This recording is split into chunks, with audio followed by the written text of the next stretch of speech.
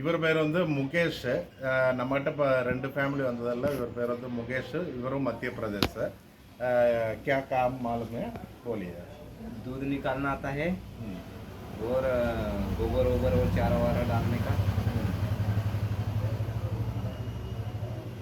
இது மக்கா கட்டிங். मक्का कटिंग नहीं। மக்கா கட்டிங் எல்லாமே இவங்க எல்லாருமே வந்து அந்தர் ஒர்க்கு வந்து மக்கா கட்டிங்கு, இப்போ தீவன புல் வெட்டுறது வெட்ட மாட்டாங்க. எல்லாமே ஷெட் ஒர்க் மட்டும்தான் பார்ப்பாங்க.